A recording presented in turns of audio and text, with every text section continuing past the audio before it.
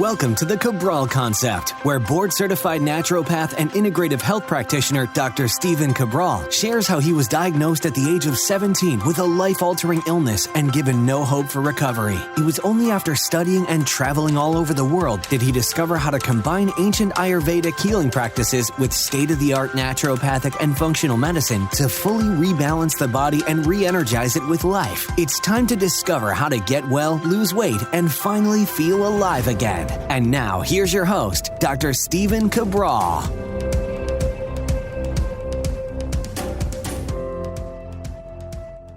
Welcome back, everyone. We're here today with episode 2598 of the Cabral Concept. These are our Cabral HouseCalls, the weekend edition of the show. My chance to answer your questions, and we get to about a dozen every weekend, 5 to 6 on Saturday and 5 to 6 on Sunday.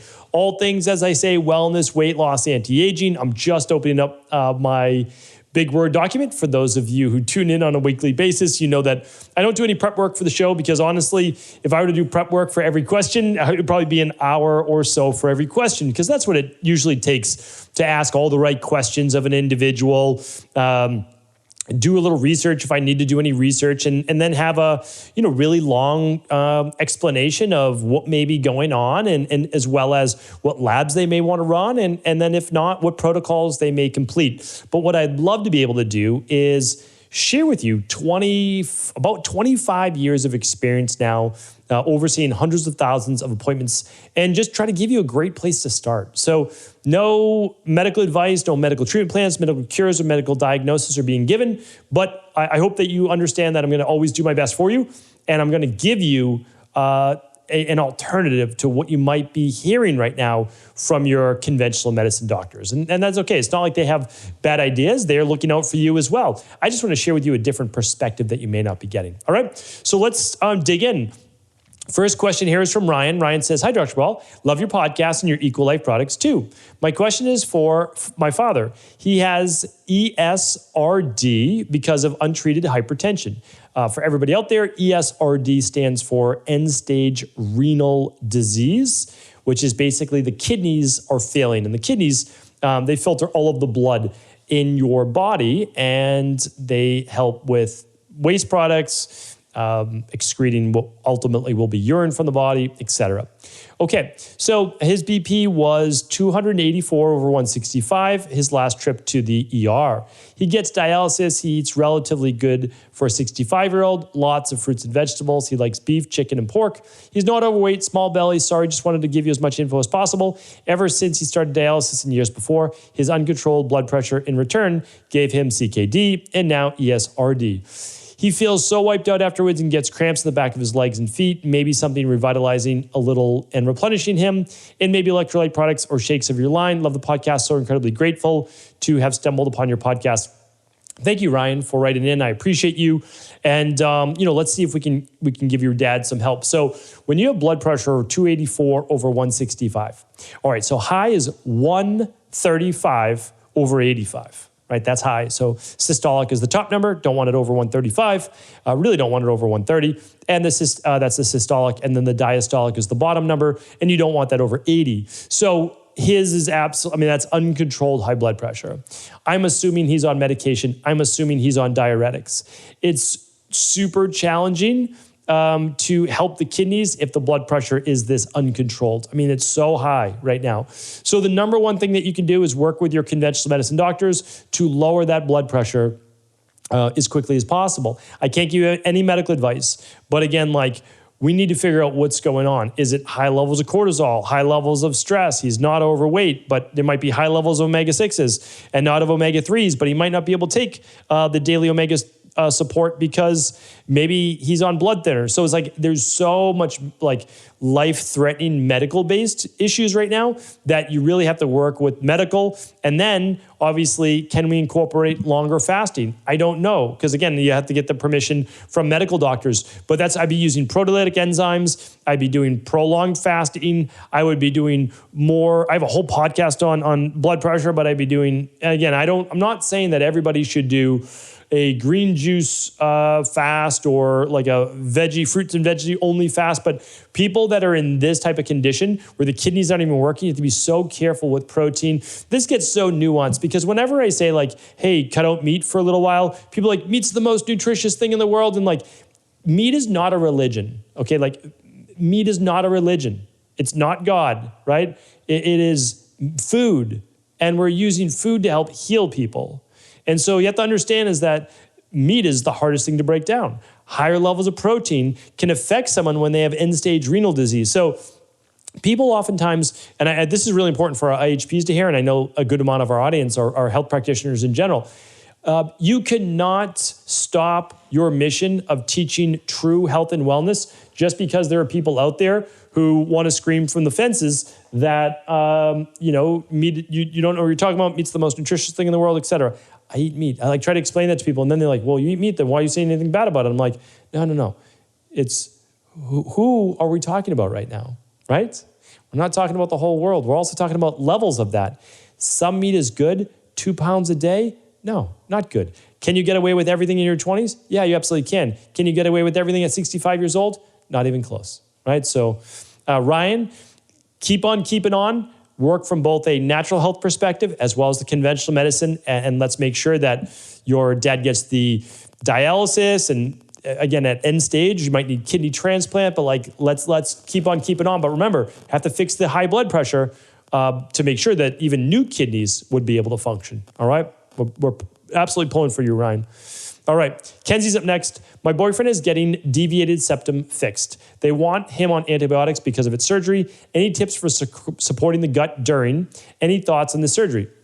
Yeah, so one thing that's super important, this was written in on January 12th. We're about 12 weeks behind on getting to all your questions just because we go in the order they are received. I have done multiple podcasts on what to do when you take antibiotics, and I've also done one on deviated septum. So I have a deviated septum, and it's terrible. Like I do not get a lot of oxygen through this right nostril. Here's the thing though. Yes, I do wish that I had proper breathing function out of my nasal passages because it would make it much easier for me to breathe with my mouth closed at night, right? And that's very, very helpful in order to get deeper into the parasympathetic nervous system and proper CO2 and O2 balance in my tissues and body. But I do not want to have the surgery, potentially have something else go wrong, which is what happened too many years ago, over 20 years ago, when I had my adenoids taken out when I was 21, and have to go on antibiotics because I fixed my gut, I fixed my body, I fixed my immune system, I fixed everything. I feel great. So I'm not willing to risk the deviated septum. Now, having said that, I understand and I support people when they want to have that fixed because breathing is fundamental. So I get it. Again, I've done a whole podcast on what to do for antibiotics. If you ever can't find a show, please write into CabralSupportGroup.com. They'll get you that podcast. They'll go through using the healthy gut support, using the clean gut probiotic, when to do it, and also you might need to do a modified CBO protocol or CBO protocol if there's digestive distress. Okay, so short answer is CBO protocol. The short answer is the CBO finisher, which you can find at StephenCabral.com/shop, and you can begin it while using antibiotics. Try to use it away from the antibiotics, typically 4 to 6 hours, or you can start just after. But I actually recommend during antibiotics that you start to use it to not let yeast and candida overgrow. All right, Shannon's up next. Hi, Dr. Cabral. My 12-year-old son has been suffering from post-concussive syndrome since May 2022. He has daily pounding headaches, accompanied sometimes by nausea, dizziness, difficulty concentrating. I had to withdraw him from school, and his mood is very low, and he cries a lot, which is not normal for him. My heart is breaking as I don't know how to help him now.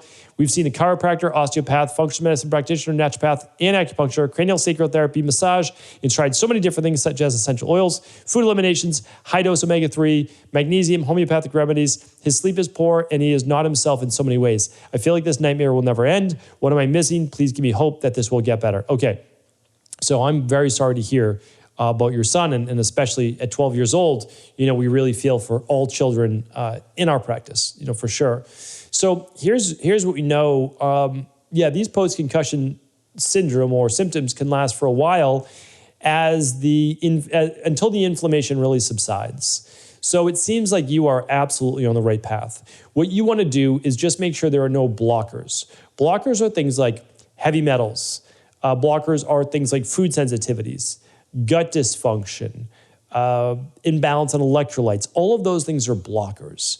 So if you wanted to just do a simple one, you would run the starter kit with your son, and you would run the food sensitivity test. All right, so like those then you'd be able to figure out most blockers.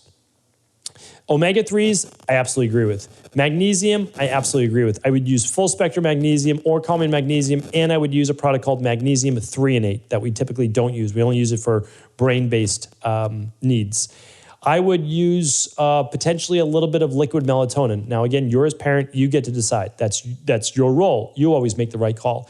If it was my child, I would want to use that because I know that it can be very helpful as a powerful antioxidant as well. Do you have to use a lot of it? No, but it's really, it can be an amazing tool for speeding up recovery. I like the cranial sacral therapy. I like some of those essential oils in there.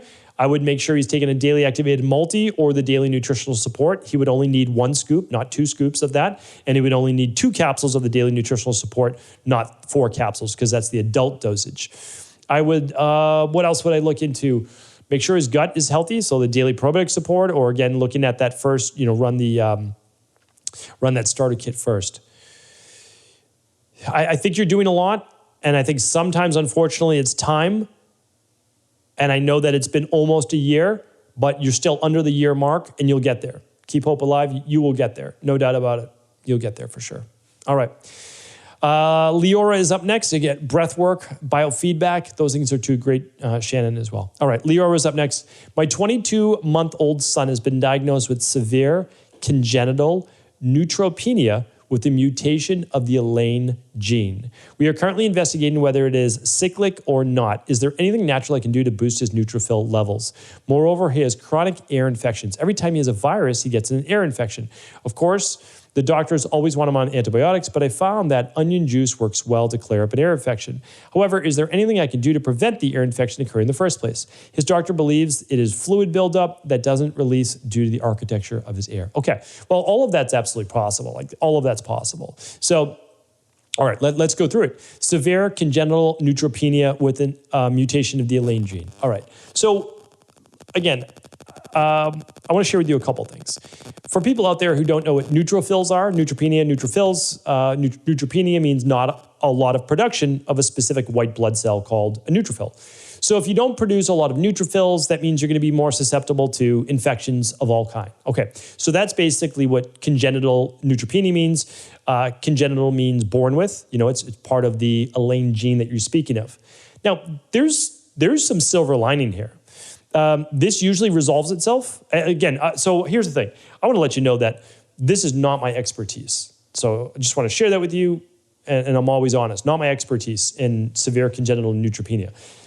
However, I will tell you this. I believe, and you'll have to just double check me on this, but I believe that this is also something that resolves itself with most children in 1 to 2 years. I'm pretty sure that's correct. I'll look that up just because I don't have the ability to do that, as I'm answering questions. So the second part is this: always look towards the gut to make the gut, to ensure that the gut function is proper. Now, your son's only 22 months. It's difficult to do that. It honestly is, because even if your son's gut wasn't good, we wouldn't be able to really go through a CBO protocol, even the children's one, because that's really meant for 3 years and up. But what you could do is you could absolutely look at maybe using a little bit of a children's probiotic, a liquid one, or maybe even putting like a quarter of a capsule in some water, or if you're still nursing, breast milk, and you could just get a little bit of good probiotics in there. Another one couple great probiotics for children that don't need to be used long term, but is B. infantis. as well as L-reuteri. And those are great. They're really great for kids with gut issues too. So they can just be used for like anywhere from 4 to 12 weeks maximum, and they seem to be very, very helpful. All right, now on to the ear infections, because again, I want to make sure that there's not a fungal-based issue in the ears or anything like that. Onion juice is great. We don't use onion juice, but it's a great one. We use garlic oil. I have a podcast on garlic oil for ear infections. Nutrobiotics, it's a company. They make a drop, an ear drop that I've used with my daughters. Not everybody does this or believes in it, and I totally get that. 1 or 2 drops of hydrogen peroxide can help dry things up in there, kill any bacteria. I think probably 22 months is a bit young to be doing that. Let's see what else. A rice pack. Basically, you heat up dried, uncooked rice in a pan, put some lavender essential oils on it or whatever essential oils you'd like. You wrap it in a towel, elastic tie it or whatever you want. We have hair bands in my house for days because I have 3 girls in my house, and you put it on the air, and that helps dry up the fluid as well. So these are all very helpful things. And then in terms of the neutrophils, you want to look at, again, anything that would be lowering the natural immune system. Food sensitivities like dairy or eggs or gluten, anything like that may be an issue, because sometimes it is just with young kids. So that's what we're looking for. Again, we're looking for the blockers, making sure the gut is good, and we're just keeping an eye on these things because we want to improve. But at the same time, this might be something that can be grown out of, fortunately, in just a year or so. So we'll have to look at that. All right. Kenzie's up. Hello, any tips on cutting down EMF when living in an apartment? I can't shut off my Wi-Fi, and obviously I live next door and above the other apartments. Yeah, so Kenzie, this is another one, just like I chatted about with the antibiotics. Lots of shows on EMFs, like lots of shows. So you can go to StephenCabral.com/podcast, type in EMF, and you'll be able to find those shows. I did a podcast with Nick Pinot. That's a great one on cutting down on EMFs. I've talked about products for your cell phones. I've talked about products, EMF proof in your bedroom. I've talked about an EMF blocking blanket. So many great things. And you can find the resources at StephenCabral.com/resources. The Soma Vedic is there. The Safe Sleep products are there. You can check out. Then lots of free podcasts on EMF proofing, basically what happens when you live in an apartment. I lived in Boston, like Wi-Fi everywhere, all sorts of different condos around me. And I lived there for 15, 16 years. And so I was always, obviously having to deal with that and doing my best to mitigate EMFs. And so I've got, again, 20-minute plus podcast, probably 4 or 5 on that will give you everything you need to know. Really concise. So hopefully that's helpful. We're going to keep it at that for today, but I will be back tomorrow answering more of our community's questions. I hope you've been having an amazing weekend. I thank you for your support, and I'll talk with you tomorrow. Take care. I want to sincerely thank you for your support of this podcast. I couldn't do it without you, and I mean that. I truly do. I also want to make sure you knew that we now have multiple ways for you to find your answers to the most difficult health, wellness, weight loss, and anti-aging questions. You can find podcast-specific topics like thyroid, adrenal, hormones, sleep, digestion, Ayurveda, and many more at StephenCabral.com/podcasts that will then link you to your favorite Apple, Spotify, and other podcast players. Plus, all new podcasts and weekly exclusive video content is being added to our YouTube channel at youtube.com/Stephen Cabral. And that's Stephen with a PH. Head on over and subscribe so that you don't miss any of the exclusive content. Lastly, if you've ever found any of my podcasts or books to be helpful, I would really appreciate it if you could leave a review on iTunes or your favorite media player for the podcast. Rating and subscribing to the YouTube and podcast allow me to reach more and more people and help spread my mission of healing throughout the world. Thank you again for being a part of this movement.